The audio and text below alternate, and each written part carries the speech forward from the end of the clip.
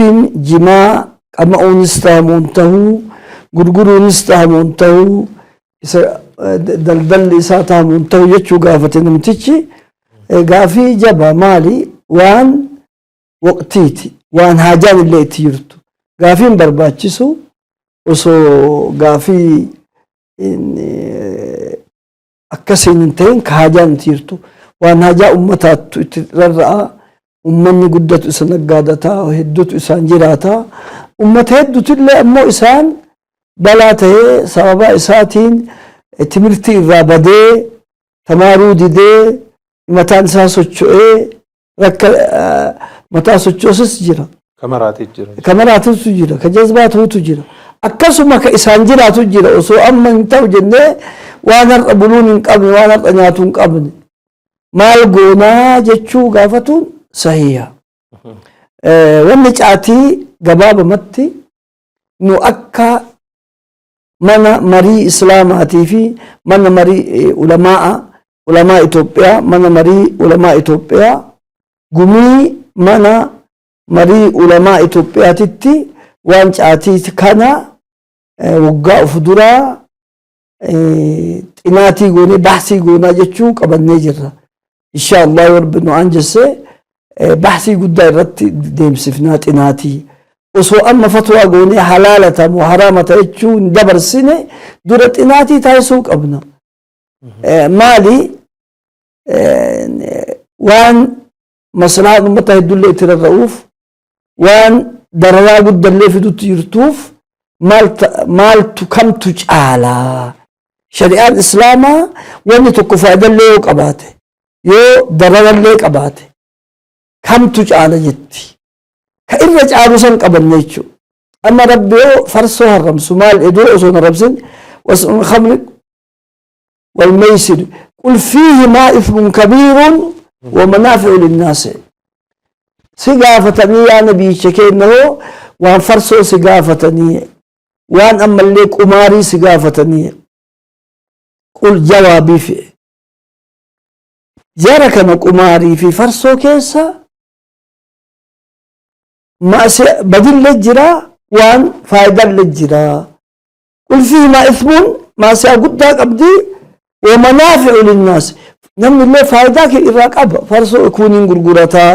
kun ammoo isaan naggaadaa kun isaan jiraataa kun mataa xiqqoo haadamtu eed dhuga wa ithmuhumaa akbaru min nafiihimaa ya rabbi beeyta badii isaattu maasiyaa farsootii fi qumaariittu faayidaa isaa irra badii gaafa kan amma sahaabaan gaafa ayaan tun buute amma ayaan tun haraam hin jenneen laakiin badii isaattu caala jetteen jennaani gariin hin dhiisaniyyuu eega badiin isii jiraatanii dhiisan laakiin gariin rabbi haraam hin jenne anii itti fufanii gaafa kaan rabbi laa taqrabu salaata wamtum sukaara gizee salaatatti hin kalaayinaa haala machii qabdu ani gizee maan salaanee duma girifa ishaayin aan jahu itti xiqqaate kunillee eegasii rabbi ayaa biraa haraamummaa buuse idan nu amma faayidaan caatiin fiddu maalii waa hagam biyya kanaa faayidaa fiddii maal galchitii jechuun illee xinaatii galtamuu qaba dararaan si fiddu maal jechuu xinaatiin qoratamuu qaba ulamaani kan qoratuu murteessanii inshaallah in qoratama nu bichaa miti ammoo ulamaa bichaa miti warri doktoraa warri haakimoota illee qoratuu qaba warri haakimoota nu wajjin qoratuu qaba maali warri haakimoota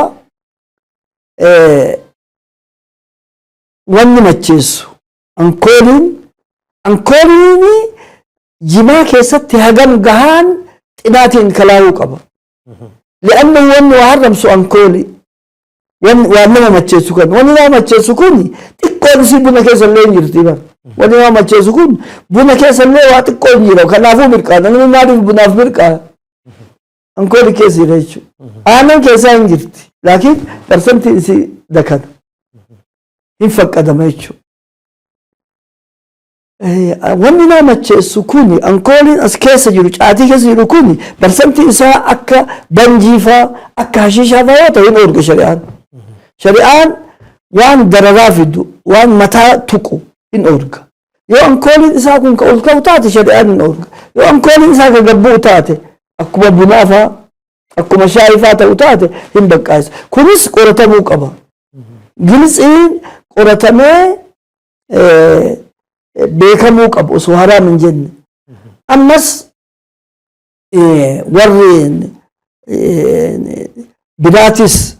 karaa mootummaatiinis dararaa hagam biyyatti fidee biyya kan hagam duubatti hambisee timirtii hagam balleessee biyyi ta'in sababa isaatiif hagam duubatti haftee biyyi ta'in ammoo isaan minizaarii hagam argattee kaan argattee kun kulliin qoratamee eegasii walgahee shari'aa irra finnee waan kana shari'aan maal jette waan akkana waan dararaa akkana guddaa fidu kana in arrabsitimoo lakkii dararaa inni fidu kun yoo waan khayrii inni fidu walitti laalle ta gara khayrii kana gara faayidaa kana caala yoo jenne akkamitti biyyi keenya kuni waan biraatitti jijjiiraa caatii kana waan biraa facaafatutti jijjiiree jechuun laalamee akkasitti shari'aan dabarsina malee ulamaani laallee of duratti xinaatiin kulli naagatamu jennee kanarra jirraa waggaa of dura inshaallah walgahinsa ulamaa yoo itti fufaa inshaallah gaafas waan ulamaan itti walii galan isinii dabarsinaa hagasii akka eeggattanii nu amma fatwaa itti kennuu hin dandeenyu ammallee fatwaan lama qoodamti waan jakennu jira amma akka reefuu kana waan ulamaan hedduutti wal gahee kennu malee waan nam tokko bichaan kennu miti waan akkana kun maali waan maslahaa ummata hedduutti rarra'uuf darraa ummata hedduutti rarra'uuf waan ammallee gamaa gamana mushtabihaata rasuulli rabbi sallallahu alaihi wasallam maal jedhan alhalaalu bayyinu walharaamu bayyinu baynahuma umuuru mushtabihaat jedhan halaal ifa gala jira akka amma aananii akka waan nyaataa akka daabboo halaala walharaamu bayyinu haraama ifa gala jira akka farsoo akka haraqee akka waan nama macheessu wabaynahuma umuuru mushtabihaat umuura wal fakkaattu jira gara tokko yoo ilaalte halaala fakkaatti gara tokko yoo ilaalan haraama fakkaatti فما يتقى الشبهات فقد صبر نمني وان شبهات الرافقات فقد صبر الدين أقل شيء ساعتين شبهات قبل الرافقات قبل كيستو يمني علماء ناتون قبل نمني درسان ناتون قبل أقل وان جنوني مشتبهات يجون إفقالا وان حلال إفقالا ليمتي حرام إفقالا تافين توقنا كتاب الله تناتين سوان اتجين لكن أما وري شيء علمي قرأ سفاه كم تنياتا علمي أصوبيكو انت كشبهاتي كان أصوبيكو نمني أمو أكملت إذن الرافقات أمنو مشتبهات أقل وان جنوني لكن حرام كل جنة يتشوفي قرأتو سنبر باجسا وان خير يبن وارقسيسو وان جنو كان كربي في جنو